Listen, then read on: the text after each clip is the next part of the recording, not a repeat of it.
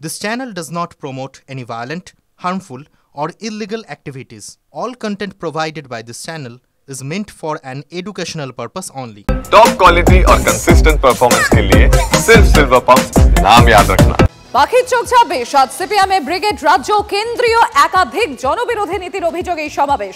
প্রাক্তন মুখ্যমন্ত্রী বুদ্ধদেব ভট্টাচার্যের মৃত্যুর পর এই প্রথম ব্রিগেডে বড়সড় জমায়েত করতে চলেছে সিপিআইএম। শ্রমিক ও ক্ষেত মজুরদের ডাকে ব্রিগেডে বিপুল জমায়েতের আশা সিপিআইএম এর। 26-এর ভোটের আগেই ব্রিগেড থেকেই অক্সিজেন খুঁজছে কর্মী সমর্থকরা। সভার মূল উদ্দেশ্য কৃষক, শ্রমিক ও নিম্নবিত্ত শ্রেণীর দাবি দাওয়া তুলে ধরা। 2021 সালের বিধানসভা নির্বাচনের পর থেকে দুর্নীতি, শিক্ষক নিয়োগে অনিয়ম, আরজিকর ইস্যু কিংবা সাম্প্রতিক মুর্শিদাবাদের হিংসা প্রতিটি ক্ষেত্রে শাসক তৃণমূল ও বিজেপিকে একযোগে আক্রমণ করেছে বাম শিবির। আর এবার সেই রাজপথের লড়াইকে আরো এক ধাপ এগিয়ে নিয়ে যাওয়ার লক্ষ্যেই এই ব্রিগেড সমাবেশ। দিনভর আপনারা 360 ডিগ্রি কভারেজ দেখছেন টিভি 9 বাংলায়।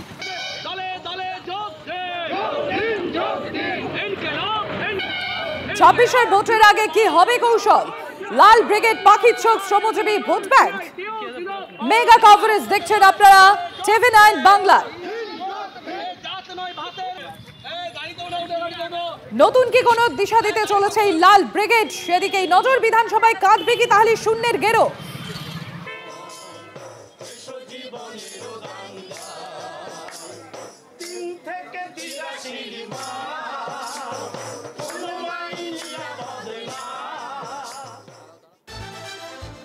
হাতে লাল ঝান্ডা, মুখে গান, মাউথ অর্গানে সুরে সুরে ব্রিগেড যাত্রা। নদিয়া তাহেরপুর থেকে ব্রিগেডের পথে ভারতীয় গণনাট্য সংঘ। ট্রেনের ভিতরেই গানে গানে ওয়ার্ম আপ করে নিচ্ছে বাম কর্মী সমর্থকরা। তোমার কেমন শাসন চলে রাবুত ফুলিয়ে ঘরে, কেমন শান্তি মোদের দুষ্কৃতীরা দাপিয়ে বেড়ায়, টেবিলের তলায় পুলিশ নির্দোষীরা জেলখানা যায়।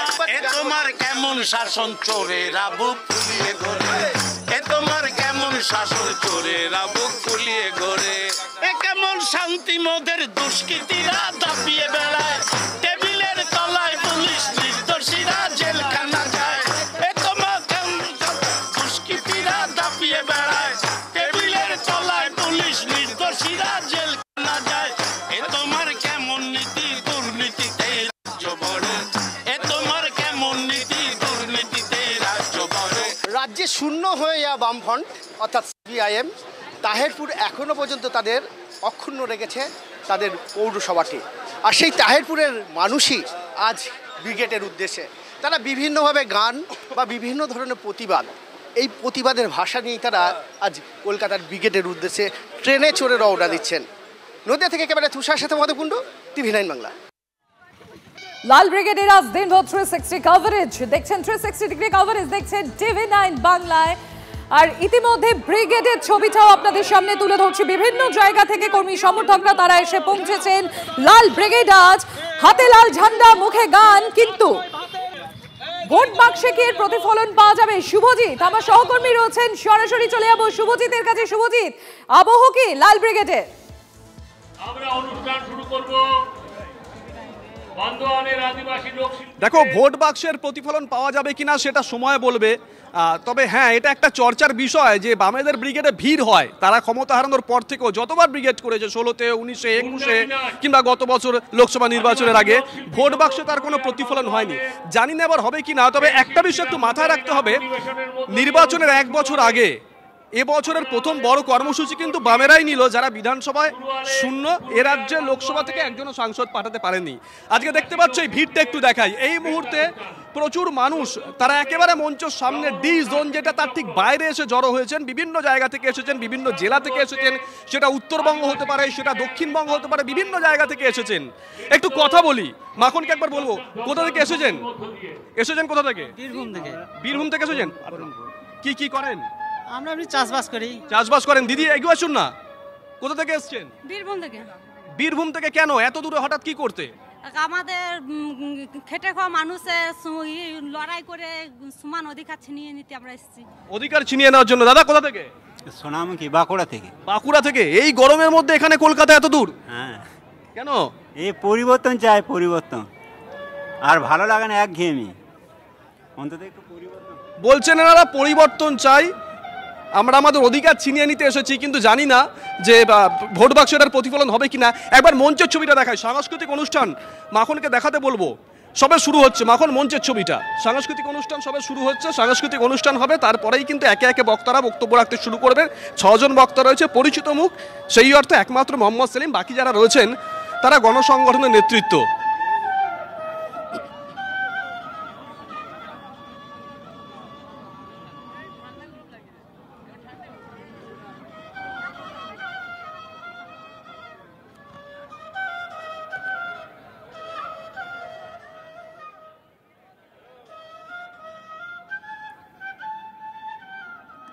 বেশ, আমরা মূল মঞ্চের দিকে নজর রাখবো, পাশাপাশি রাজ্যের কোথায় কি ঘটছে, মানে কোথা থেকে আসছেন বামপন্থী নেতাকর্মীরা, সেদিকে নজর থাকবে। সুপ্রিয় আমাদের সঙ্গে রয়েছেন, সরাসরি চলে যাবো সুপ্রিয়র কাছে।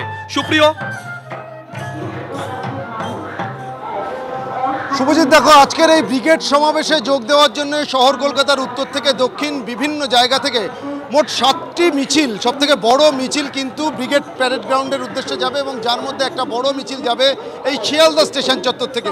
ইতিমধ্যেই দেখতে পাচ্ছ তুমি কর্মী সমর্থকেরা তারা বিভিন্ন জায়গা থেকে এসে এই শিয়ালদা স্টেশনের বাইরে জমায়েত করতে শুরু করেছেন, এবং সেক্ষেত্রে মূলত নদিয়া, উত্তর 24 পরগনার বিভিন্ন ব্যারাকপুর থেকে শুরু করে দমদম, বারাসাত, বনগাঁ, বসিরহাট, এই সমস্ত এলাকার যারা কর্মী সমর্থকেরা রয়েছেন বা বিভিন্ন যারা সংগঠনের যারা সদস্যরা রয়েছেন, কারণ মূলত এবারের এই ব্রিগেড সমাবেশ তা কিন্তু বামেদের 4টি গণসংগঠন, কৃষক, শ্রমিক, ক্ষেত মজুর এবং বস্তি ফেডারেশনের ডাকে।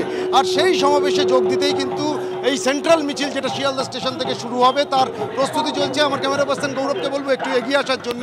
এই যে মূল মিছিলের যে ব্যানার তার ঠিক পেছনের দিকে আমরা দেখতে পাচ্ছি যে একেবারে লাল টুপি, লাল ঝান্ডা হাতে নিয়ে যেদিকেই চোখ দেখছে সেদিকেই কিন্তু বাম কর্মী সমর্থকেরা তারা জমায়েত করে রয়েছেন, এবং আর কিছু সময় পরেই এখান থেকেই শুরু হবে সেই সেন্ট্রাল মিছিল, এবং তারা এগিয়ে যাবেন ব্রিগেড প্যারেড গ্রাউন্ডের উদ্দেশ্যে। তবে সেক্ষেত্রে এই জমায়েতটা কেন এতটা দেরিতে, কারণ ইতিমধ্যেই আমরা সবাই জেনে গেছি যে অন্যান্য সময় যে ব্রিগেড হয়ে থাকে তা কিন্তু মূলত বেলা 12টা থেকে 1টার মধ্যে মূল সমাবেশের কাজ শুরু হয়ে যায়, কিন্তু এবারের এই যে ব্রিগেড তা কিন্তু শুরু হবে বেলা 3টের পর।